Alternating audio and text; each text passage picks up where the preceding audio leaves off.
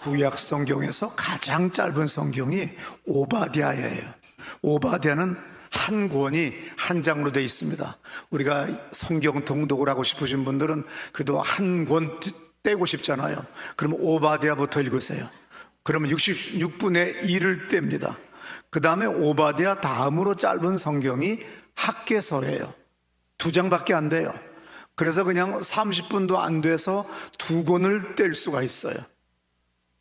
흥미로운 건 학개서와 스가랴 두 곳에서 제2성전을 건축하라고 하는, 성전 건축해야 된다고 하는 내용이 학개서와 스가랴서 두 군데에 나옵니다. 솔로몬 왕 시절에 성전을 건축했습니다. 이것을 제1성전이라고 그래요. 솔로몬 왕 시절에 예루살렘에 제1성전이 건축됐어요. 예전에 솔로몬 왕의 아버지 다윗 왕이 그렇게나 하나님을 사모하는 마음이 차고 넘쳐서 자기 생애에 하나님의 성전을 완공하고 싶었어요.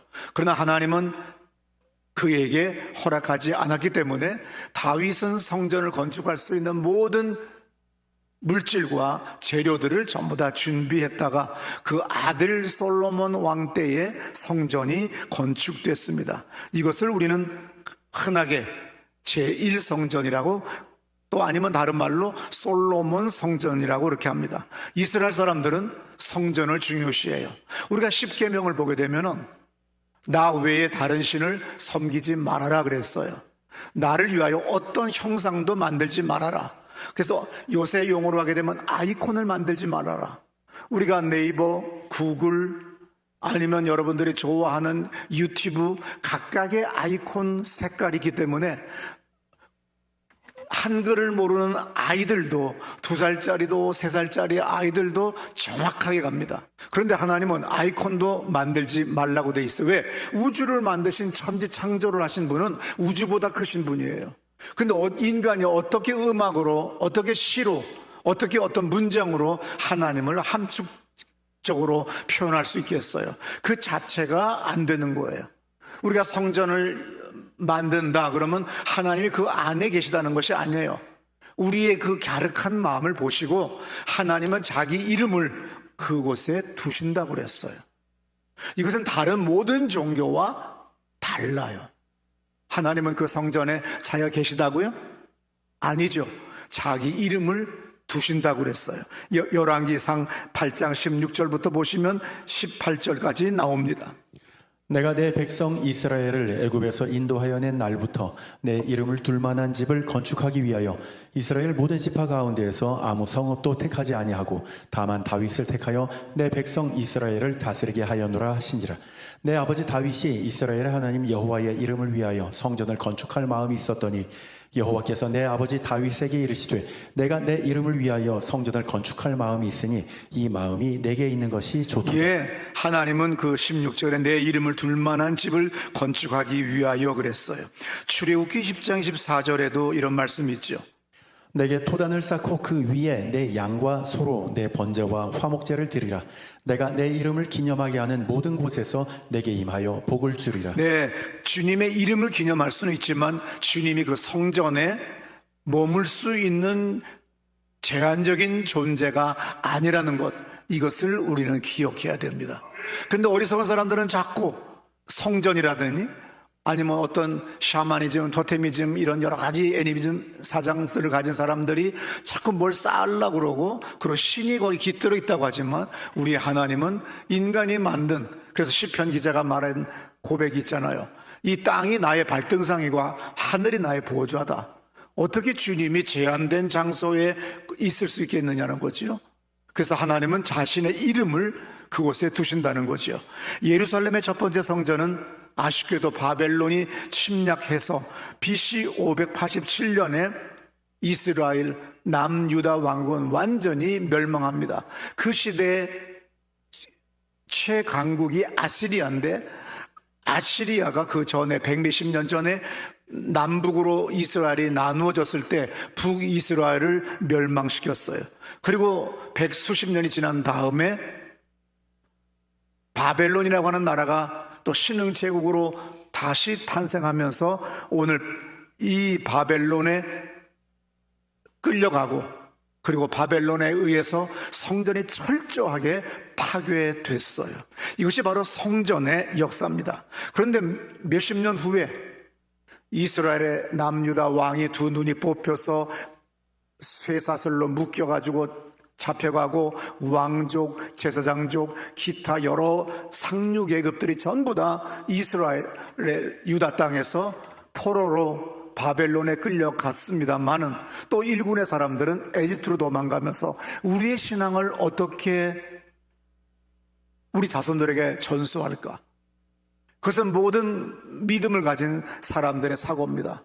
우리는 언제 망할지 모르는데, 우린 지금까지 계속해서 구전으로 말씀을 전했는데, 이제 이 말씀을 어떻게 전할까? 그래서 에집트로 도망간 일군의 이스라엘 남유다 사람들, 또 바벨론으로 포로로 잡혀간 사람들이 각각 성경을, 구전으로 전해오던 성경들을 기록으로 남기기 시작을 했습니다.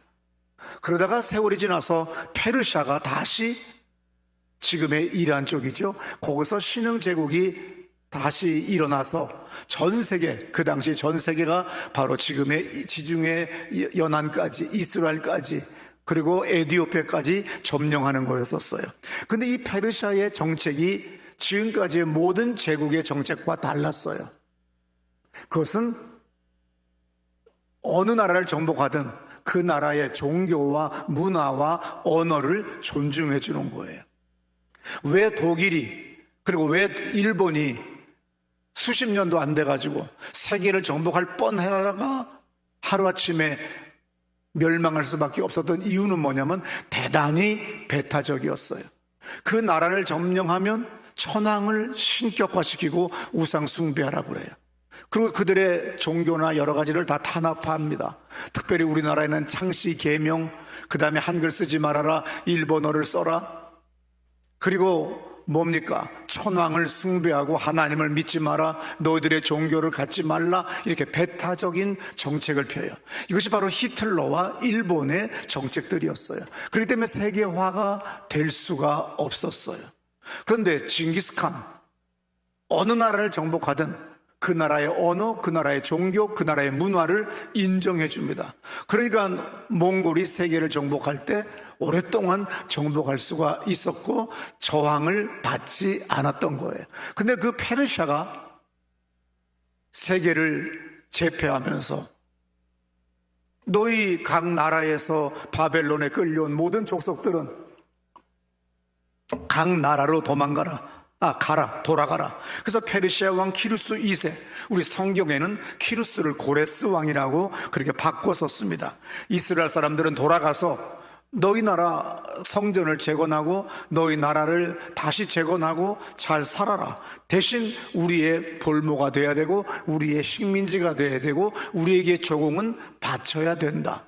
이 조건 하에 각 나라의 사람들은 페르시아의 지배하에서 각각 자기 나라로 돌아가기 시작했어요. 이 칙령으로 이스라엘 사람들은 수룹바벨, 다 같이 시작. 수룹바벨의 지도하에서 유대인들이 여러 차례 귀환하기 시작했어요.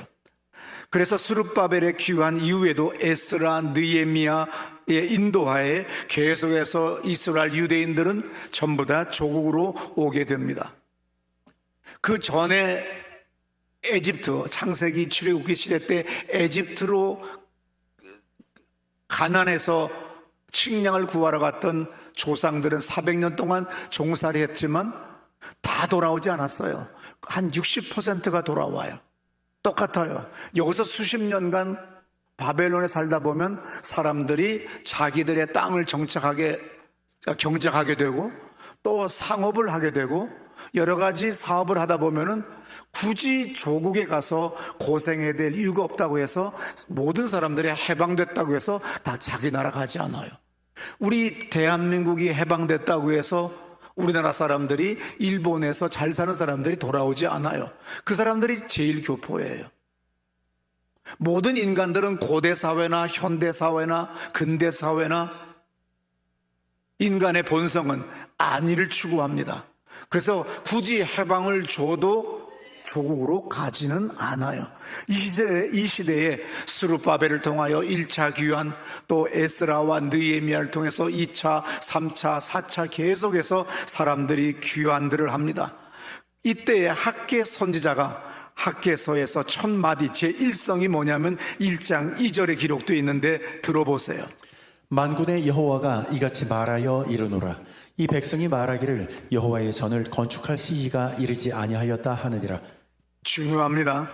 오늘 학계 예언자가 뭐라고 하냐면 아직 성전을 건축해야 될 시기가 되지 않았다. 준비 안 됐다. 왜 힘든데 성전을 예배당을 오늘날 용어로 예배당을 왜 만들려고 하느냐. 이런 사고가 거의 모든 유대인들에게 있었어요. 이때 학개서 1장 4절부터 6절에서 유명한 말씀을 합니다. 들어보세요. 이 성전이 황폐하였거늘 너희가 이때에 판벽한 집에 거주하는 것이 옳으냐. 예, 이에 만군의 여호와가 하나님이 말한다. 그러니까 이 학계 예언자를 통해서 말한다는 거지요.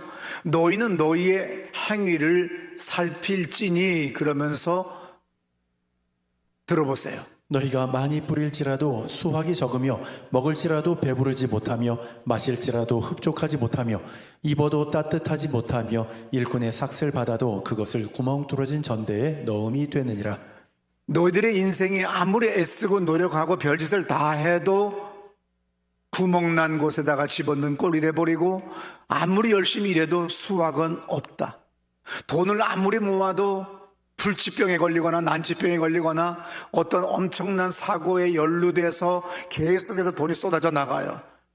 우리의 계획대로라고 한다면 일반 노동자가 목수가 됐다든지 토수가 됐다든지 아니면 타일공이 됐다고 하면 30만 원, 40만 원, 50만 원 받는 것이 오늘날 노동자들의 기본소득이에요. 그럼 우리 생각에 한 달에 25일만 일해도 1,000만 원 돈 벌 수 있는데 의외로 우리의 인생이 술 중독, 각종 중독 아니면은 나태함, 안일함 또 아니면 여러 가지 사고로 말미암아 가난을 벗어나지를 못하는 사람을 내가 비닐하우스 교회 목회할 때 봤어요.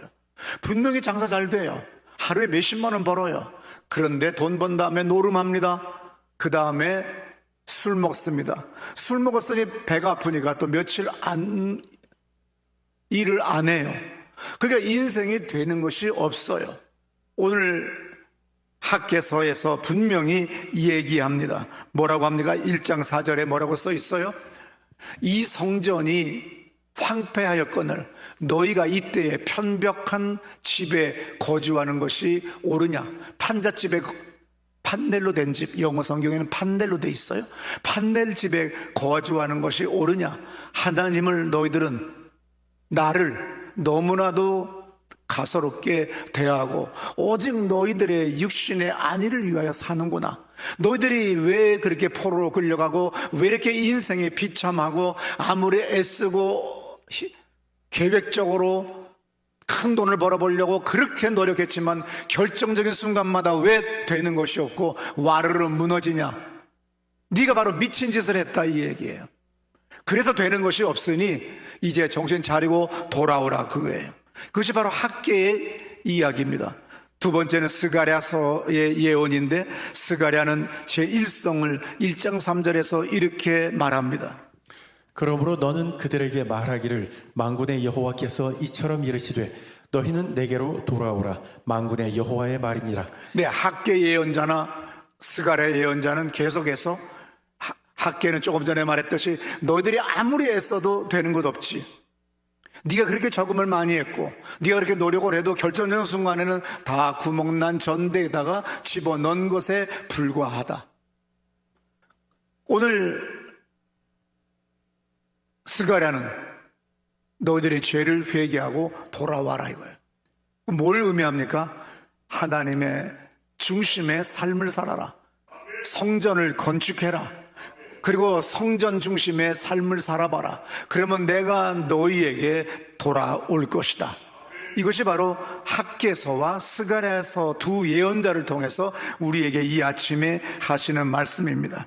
하나님께 돌아오라고 하는 주제를 예언한 예언자는 3명이 있어요. 학개, 스가랴, 말라기 3명입니다.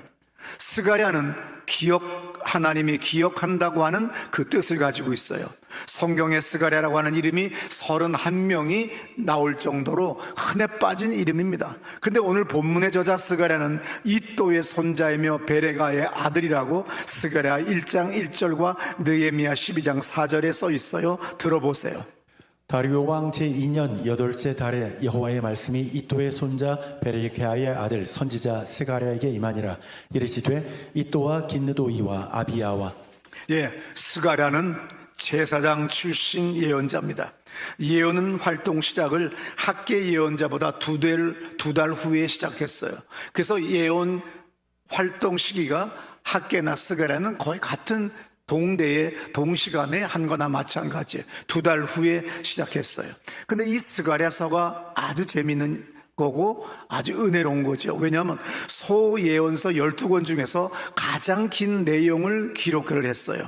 우리는 성경의 소예언서, 대예언서를 나누는데 대예언서는 이사야, 예레미야가 에스겔, 다니엘을 대예언서라고 합니다. 소예언서는 호세야, 요엘, 아모스, 오바댜, 요나, 미가, 나움, 하박국, 스바냐, 학개, 스가랴, 말라기, 이 17권을 크게 대예언서, 소예언서 이렇게 나눕니다. 이것은 그 사람의 활동이 크다 작다가 아니라 예언한 분량이 크고 작은 것으로 나눴어요. 종교개혁을 일으킨 루터는 소예언서를 뭐라고 하느냐면 예언서들의 정수라고 얘기했어요. 소예언서 중에서 가장 난해한 예언서인데 1장 7절부터 6장 8절까지 8가지 환상을 기록했습니다. 그래서 작은 이사야라고도 불리워요. 구세주로 예수를 먼 훗날에 하나님은 메시아를 우리에게 보내주신다고 하는 그런 예언을 8번을 했습니다. 그래서 메시아적인 목자와 왕이라고 하는 그 단어가 많이 언급됐어요. 즉 가장 많이 언급된 것이 이사야서지만 그 다음에 소예언서에서 스가랴서에 가장 많이 있기 때문에 루터는 스가랴서를 예언서의 정수라고 그렇게 이야기를 하고 있습니다. 그런데 이 모든 스가랴의 예언에 나오는 모든 예언은 다 그 이전에 모든 예언자들이 전부 다 이야기했던 겁니다. 4개의 뿔, 측정자, 불에 그슬린 나무, 7눈, 의로 부르심, 범죄로 인한 정벌로 흩으심, 예루살렘의 장래, 열국에 대한 경고, 회복의 약속, 생수, 이 모든 것들은 전부 다 그 이전에 예언자들의 예언 양식 그리고 예언적 표현들에서 나온 언어들을 그대로 따왔어요. 스가랴 4장 1절에서 천사가 다시 와서 나를 깨우니 마치 잠에서 깨어난 것 같더라 그랬어요. 4장 1절이 중요해요. 천사가 다시 와서 나를 깨우니 마치 잠에서 깨어난 것 같더라. 이 문맥을 보면 스가랴 예언자가 자고 있는 것 아닙니다. 제정신 가지고 있는 거예요. 기도하고 있는 거예요. 하나님 앞에 있는 겁니다. 그런데 천사가 탁 하고 오니까 천사와 조우를 하게 되니까 어떤 일이 벌어져요? 마치 잠에서 깨어난 것처럼. 우리 잠을 잘 자고 나면요 세상 얼마나 아름다운지 몰라요. 눈보라가 몰아쳐도 상쾌하고 비바람이 몰아쳐도 기분 좋고 그저 온 세상이 아름다워요. 그런데 내가 평소 자던 7시간, 6시간보다 2-3시간을 못 자고 나면 짜증나고 괴롭고 힘들고 감기 걸리고 그리고 되는 것이 없고 모든 인간들이 다 싸가지가 없고 더럽게 보이고 재수 없어 보여요. 만나는 거 다 귀찮아요. 근데 잘 자고 나면, 푹 자고 나면 세상이 얼마나 머리가 맑고 상쾌하고 내 눈에 보이는 것들이 얼마나 아름다운지 모릅니다. 바로 스가랴 예언자가 바로 천사를 만난 다음에 이것을 경험한 거예요. 예언자들의 하나님의 메신저 역할을 하는 천사들과의 만남이 많이 성경에 기록되어 있어요. 그래서 천사가 잠자는 스가랴를 깨운 것이 아니라 천사가 와서 딱 깨웠어요. 같이 대화하자고. 그 영적인 힘이 얼마나 컸던지 잠에서 깨난 것처럼 너무 상쾌하고 너무 맑고 너무 아름답고 감격스러워요. 그래서 마치 잠에서 깨어난 것 같더라 그랬어요. 우리가 은혜를 많이 받으면 아무리 더운 날이라도 종로 한복판에 옛날 50년 전에 무슨 버스에 에어컨이 있겠어요? 40년 전에 무슨 자동차에 에어컨이 있습니까? 그런데 그 창문에 뜨거운 바람이 들어와도 그 아스팔트 밑에 땅들이 주님을 찬양해요.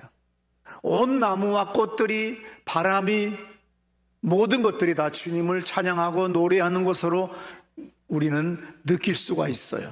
이게 바로 은혜 받은 사람의 모습이고 기도하는 사람들의 모습입니다. 그래서 천사가 와서 잠에서 깨우듯이 깨웠어요. 이렇게 되면 어떤 일이 벌어져요? 에베소서 1장 17절 같이 우리 다 같이 읽습니다. 우리 주 예수 그리스도의 하나님 영광의 아버지께서 지혜와 계시의 영을 너희에게 주사 하나님을 알게 하시고, 하나님 아버지께서 사도 바울에게 지혜와 계시의 영을 너희에게 주사 하나님을 알게 하시고, 하나님은 우리에게 지혜와 계시의 영을 주셔야 하나님을 알 수 있어요. 주님의 영이 함께하지 아니하면 절대 나의 이성과 나의 지식과 나의 상식으로는 바로 영적인 세계를 구별할 수 없습니다. 인정할 수가 없습니다. 그래서 찬송가 가사에도 주 예수 내가 알기 전에 주가 먼저 나를 알았다고 돼 있어요. 그런데 어리석은 사람들은 오늘날도 페이스북 같은 데 보게 되면 SNS에서 계속해서 자기의 이성으로 알 수 없는 걸 저 예수 믿는 미친 것들이 있다고 한다고 하면서 끝없이 계속해서 수많은 전 세계의 무신론자들의 모임에 나온 강의나 강연들을 계속 올립니다. 천사가 있다고 하면서 올렸는데 전부 다 귀신들을 갖다 올려놨어요.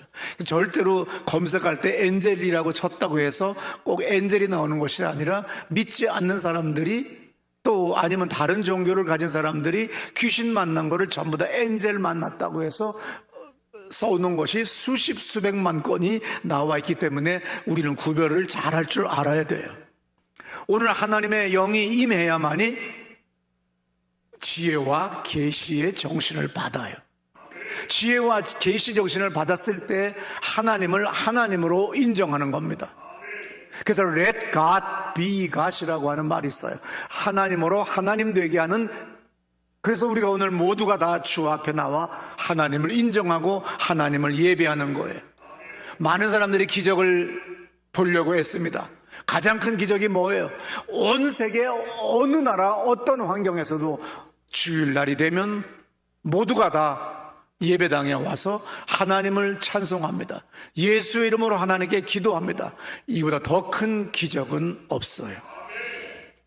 에베소서 3장 18절에부터 보게 되면 우리가 지혜와 계시의 정신을 받게 되면 하나님을 알게 되고 그 하나님이 어떤 하나님인지를 알게 될 수 있어요. 들어보세요. 능히 모든 성도와 함께 지식에 넘치는 그리스도의 사랑을 알고 그 너비와 길이와 높이와 깊이가 어떠함을 깨달아 하나님의 모든 충만하신 것으로 너희에게 충만하게 하시기를 구하노라. 하나님의 지혜와 계시의 정신을 받게 되면 예수 그리스도가 쫄로 보이지 않는다 이거예요. 예수를 안 믿을 때, 신앙 초보일 때는 어떤 일이 벌어집니까? 예수 믿는 게 가소롭게 보여요. 정말 할 일 없는 사람들이 기도하는 것 같아요. 그런데 주로부터 지혜와 계시의 정신을 받으면 그 주 안에서 예수의 이름으로 기도할 때 그 예수는 그 넓이, 길이, 높이, 깊이가 무한하다는 겁니다. 그래서 요한복음 1장에서 처음부터 그분이 이 세상을 말씀으로 상주하는데 바로 그 말씀이신 그분이 이 땅에 사람의 몸으로 성육신되어 이 땅에 오셨다고 분명히 말씀하세요. 그러므로 여러분의 신앙이 없기 때문에 예수가 쫄로 보이고 하나님이 쫄로 보이기 때문에 여러분들의 사장 아니면 어떤 돈 많은 사람이 갑으로 보여서 열심히 그리 가지만 결국 남는 건 늙어서 힘없는 불쌍한 나고 보잘것없는 인생이고, 그러나 주 안에 우리가 들어가게 되면 그 넓이와 높이와 깊이와 높이가 얼마나 큰지 그 풍성함을 누리는 가운데 엄청난 하나님의 은혜와 은총을 누리게 되는 걸 믿으시기 바랍니다. 오늘 이 20절에서도 뭐라고 그래요? 우리 가운데서 역사하시는 능력대로 우리가 구하거나 생각하는 모든 것에 더 넘치도록 능히 하실 건데, 그 바가지 한 바가지 못 들어갈 대가리를 믿고 자꾸 세상을 향하여 주일도 범하고 수요일은 당연히 안 나오고 모든 모면 당연히 안 나오고 알량한 주일 52번밖에 안 되는 52번밖에 안 되는 것도 그것도 가진 핑계 대가지고 바이어 만난다고 별짓 다 하다가 그것도 반도 못 따고 나이는 60이 넘어가고 70이 넘어가고 그리고 비참한 인생을 살아가는 것이 얼마나 많은지 몰라요. 21절에 교회 안에서와 그리스도 예수 안에서 영광이 대대로 영원무궁하기를 원한다고 사도 바울은 말합니다. 오늘 본문으로 다시 돌아갑니다. 스바냐 4장 2절부터 들어보세요.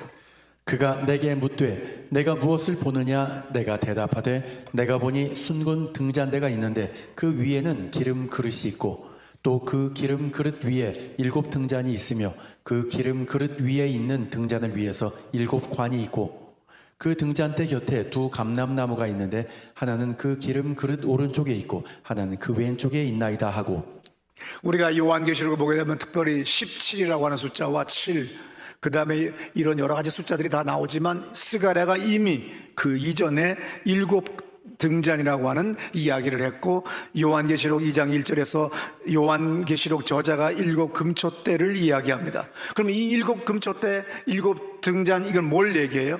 오늘의 모든 교회들을 이야기합니다. 지상의 모든 교회들을 상징해요. 근데 이 등대 위에 뭐가 있다고 그랬어요? 그 위에 기름 그릇이 있고 그랬어요. 대접이라는 것이 있다는 거예요. 근데 그 대접 아래도 7개의 대롱들이 전부 다 7 등잔에 7개의 대롱이 있는데 그 좌우에 뭐가 있어요? 오른쪽에 왼쪽에 감람나무가 있다. 그리고 그 기름이 그 양쪽 왼쪽 오른쪽에 있는 그 관을 통해서 7 등잔을 향하여 계속 공급이 되고, 그리고 불타오를 수 있는, 계속 빛을 발할 수 있는 일이 생긴다고 하는 아주 단순한 그림입니다. 스가랴 4장 3절에 등잔대 곁에 올리브나무 2 그루가 좌우에 있다고 써 있어요. 뭘 얘기해요? 모든 교회는, 모든 하나님의 일에는 여러분들의 사업이다, 여러분의 가정이나 여러분의 어떤 것도 하나님으로부터 공급받아야 된다는 겁니다. 양옆에 왼쪽 오른쪽에 감람나무, 올리브나무가 있다는 거예요. 근데 많은 사람들이 아직도 철이 안 들었어요. 그래서 사람으로부터 공급을 받으려고 돈 많은 사람, 갑이 되는 사람, 아니면 나의 사장, 인사권자 찾아다니면서 열심히 별짓 다 하지만 나중엔 배신감밖에 남는 게 없어요. 그리고 한 번밖에 없는 인생을 비참하게 살아갑니다. 오늘 이것을 뭐라고 얘기해요? 이 모든 것들은 하나님으로부터 공급받아야 된다는 것을 이 그림 하나가 이야기를 하고 있어요. 이 그림을 요한계시록에서 21장 2절에서 이렇게 말하죠. 또 내가 보매 거룩한 성 새 예루살렘이 하나님께로부터 하늘에서 내려오니 그 준비한 것이 신부가 남편을 위하여, 예, 내가 보니까 거룩한 성 새 예루살렘이 하나님께로부터 하늘에서 내려온다. 그러니까 또 이 문자적으로 해석하는 사람들은 뭐라고 합니까? 근본주의에 속한 사람들, 이단 사입에 속한 사람은 정말로 무슨 새 예루살렘이 하늘에서 내려오는 줄로 믿어요. 차라리 그냥 유성 충돌이라고 하는 게 맞지. 이게 하늘에서 뭐가 내려와요? 아니에요. 하늘로부터 공급받는다는 겁니다. 진정한 교회는 하늘로서부터 내려와야 돼요. 땅의 인간의 노력이나 벽돌이나 흙으로 지은 벽돌이나 아니면 인간이 다듬은 돌로 만들어지는 것이 아니라 주님의 교회는 오직 하늘로부터 공급받아야 된다고 하는 것을 오늘 스가랴가 그리고 계시록에서 분명히 얘기합니다. 스가랴 4장 6절에 이런 말씀이 있습니다. 그가 내게 대답하여 이르되 여호와께서 스룹바벨에게 하신 말씀이 이러하니라. 만군의 여호와께서 말씀하시되 이는 힘으로 되지 아니하며 능력으로 되지 아니하고 오직 나의 영으로 되느니라. 예, 너의 힘으로도 안 되고 너의 능력으로도 안 되고 오직 내 영으로만 된다. 만군의 여호와가 말한다. 또 다른 성경 번역본에는 군대의 힘으로 군사력으로도 안 된다. 무엇으로도 안 된다. 이거를 영어로 뭐라고 그래요? Not by might, nor by power, but by my spirit. 이거는 아주 대단히 유명한 겁니다. 힘으로 되지 아니하고 능력으로 되지 아니하고 오직 나의 영으로 된다. 우리 늘 옛날 영어 시간에 공부하잖아요. Not, no, but은 뭐라고 해석해야 돼? A도 아니고 B도 아니고 C다. 이 얘기예요. 너의 힘 아니야. 너의 그 어떤 것도 아니야. 오직 나의 힘, 하나님의 힘이다. 절대로 여러분의 사업, 여러분들이 수금하는 것, 여러분들이 이 세상을 누리는 것, 그 모든 것들 여러분들이 잘나서 하는 거 아니에요. 주님이 숨쉬게 하기 때문에 숨을 쉬는 거예요. 주님이 걸을 수 있는 힘을 주시기 때문에 걸을 수 있는 거예요. 돈 벌 수 있는 기회를 주셨기 때문에 내가 돈을 벌 수 있는 겁니다. 오늘날 어떤 질병이, 재난이, 사고가 덮쳐오면 소용없어요. 여러분 돈 있다고 내 마음대로 사는 거 아닙니다. 건강하다고 내 마음대로 사는 것도 아닙니다. 날마다 어디를 가든 무엇을 하든 간에 항상 주님 앞에 기도해야 됩니다. 이것이 오늘 우리가 새로운 여름 시즌을 맞이하여 제가 부착하고 우리 모두가 힘을 합쳐서 기도할 본문의 말씀이 힘으로 되지 아니하며 능력으로 되지 아니하고 오직 나의 신으로 되느니라. 우리 젊은 사람들은 다 영어 할 줄 아니까 우리 다 같이 영어를 크게 읽읍시다. Not by might.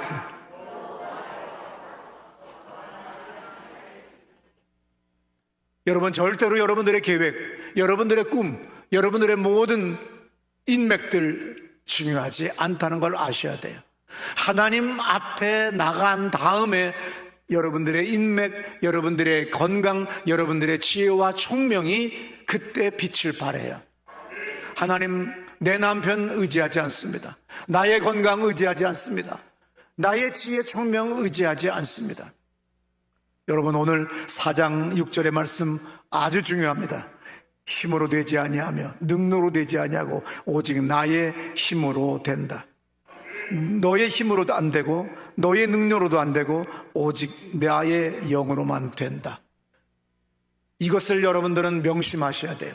이것을 명심할 때 여러분들의 인생이, 여러분들의 노후가 아름다운 노후가 될 줄로 믿습니다.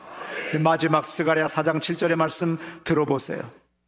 큰 산아 내가 무엇이냐? 내가 스룹바벨 앞에서 평지가 되리라. 그가 머릿돌을 내놓을 때에 우리가 외치기를 은총이 그에게 있을지어다 하리라 하셨고. 예, 머릿돌은 마지막에 다는 거예요. 모퉁이돌, 코너스톤은 처음 공사할 때 놓는 거예요. 스룹바벨에게 오늘 스가랴 예언자가 예언합니다. 너는 스룹바벨, 너는 머릿돌을 내놓을 때 무리가 외치기를 은총이 그게 있을지어다라고 얘기했다. 큰 산아 네가 무엇이냐? 오늘 우리는 이 땅을 살아가다 보면 저 사람이 큰 산으로 보여요. 나의 이 큰 꿈 계획이 너무나도 큰 산으로 보이기 때문에 넘어갈 힘이 없어요. 저 돈 많은 사람, 내가 돈을 구려간 저 사람, 저 갑질하는 저 사람은 너무나도 큰 산입니다.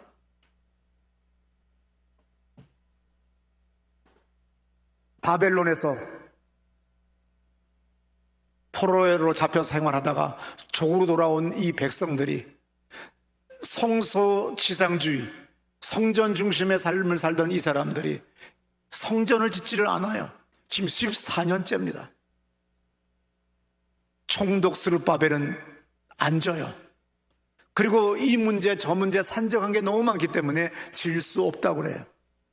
그래서 학계의 예언자는 스룹바벨에게, 당연히 스룹바벨과 제사장 여호수아에게, 오늘 스가랴는 특별히 여호수아와 스룹바벨 이 두 종교 지도자, 영적 지도자인 여호수아와 정치적인 지도자인 스룹바벨, 이 사람 중에서 특별히 스룹바벨에게 오늘 스가랴 예언자는 이야기합니다. 그래서 이 학계 예언자와 스가랴 예언자는 아주 중요해요. 제2성전을 건축하라고 독려하고 예언하는 사람입니다. 근데 스룹바벨은 오늘 총독으로서 내가 이곳에 앉아 있으면 도시를 재건해야 됩니다. 각 도시들을, 예루살렘도 재건해야 됩니다. 성전까지 재건할 여력이 없는 거예요. 큰 산이 너무 많은 겁니다. 이럴 때 오늘 스가랴가 말합니다. 큰 산아, 네가 무엇이냐? 네가 스룹바벨 앞에서 평지가 될 거다. 여러분들이 보는 그 산 같은 모든 문제들 주 안에 들어오면 다 평지가 될 줄로 믿으시기 바랍니다. 그래서 스룹바벨이 머릿돌을 내놓을 때 무리가 외치기를 은총이 그에게 있을지어다. 하나님을 의지하고 성령의 도우심으로 하나님의 뜻을 이룰 때는 세상이 큰 산으로 보입니다. 내 힘으로 내 노력으로 살아가면 온 세상이 큰 산으로 보이고 다 막히지만 스가랴 4장 9절의 말씀같이 스룹바벨이 성전의 기초를 놓았어요. 또 그의 손이 성전을 완성할 겁니다. 그래서 4장 9절에 뭐라고 써 있어요? 스룹바벨의 손이 이 성전의 기초를 놓았은즉 그의 손이 또한 이 일을 마치리라 하셨나니 만군의 여호와께서 나를 너에게 보내신 줄을 알리라 그랬습니다. 스가랴 4장 14절 다 같이 읽습니다. 이르되 이는 기름 부음 받은 자 둘이니 온 세상의 주 앞에 서 있는 자니라 하더라. 예, 여호수아와 스룹바벨에 대한 이야기죠. 학계 예언자는 총독 스룹바벨을 강조하고 스룹바벨을 감동시켰어요. 스가랴는 같은 시기에 스룹바벨과 제사장 여호수아에게 감동을 주고 있습니다. 지금은 총독 스룹바벨에게 전하는 천사의 음성을 듣고 있어요. 성전 기초를 놓은 지 14년 됐습니다. 무너진 솔로몬 성전 위에다가 이제 기초를 놓기 시작해요. 먹고 살기가 너무 힘들어요. 모든 도시들을 건설해야 됩니다. 그런데 어떻게 성전까지 건축하겠어요? 그 얼마나 힘들겠어요? 도시 재건, 성전 재건에 메소포타미아 최강국의 볼보라고 하는 이 세 가지 삼중고에 지금 시달리고 있는 여호수아와 총독 스룹바벨에게 학계와 스가랴 예언자가 예언합니다. 그래서 스가랴 2장에서 세 번이나 하나님이 보내셨다라고 세 번이나 말하면서 감람나무 두 가지가 중요하다고 이야기합니다. 이것은 왜 이야기합니까? 그 감람나무 줄기를 통하여, 그 파이프를 통하여 공급을 받으면 교회는 항상 풍성합니다. 교인들은 풍성한 삶을 살 수가 있어요. 근데 이것들은 막히고 이것들은 연결되어 있지 않고 내 마음대로 살기 때문에 우리의 삶은 언제나 어렵고 힘듭니다. 오늘 요한복음 15장 5절에서 예수님은 그 유명한 말씀을 하셨어요. 나는 포도나무요 너희는 가지라. 그가 내 안에 내가 그 안에 거하면 사람이 열매를 많이 맺나니 나를 떠나서는 너희가 아무것도 할 수 없습니다. 그저 가지는 포도나무에 붙어만 있으면 돼요. 나는 예배당 건너편 중랑숲을 거닐다가 간혹 진달래가 이젠 죽었나 보다. 진달래의 가지는 너무나도 왜소하고 진달래의 가지는 너무나도 부족하게 보여요. 다 말라서 얼어서 비틀어진 것 같은데 놀랍게 그 진달래 나무는, 진달래는 봄이 되면 그렇게 연분홍 꽃을 컬러풀하게 찬란하게 꽃을 피워요.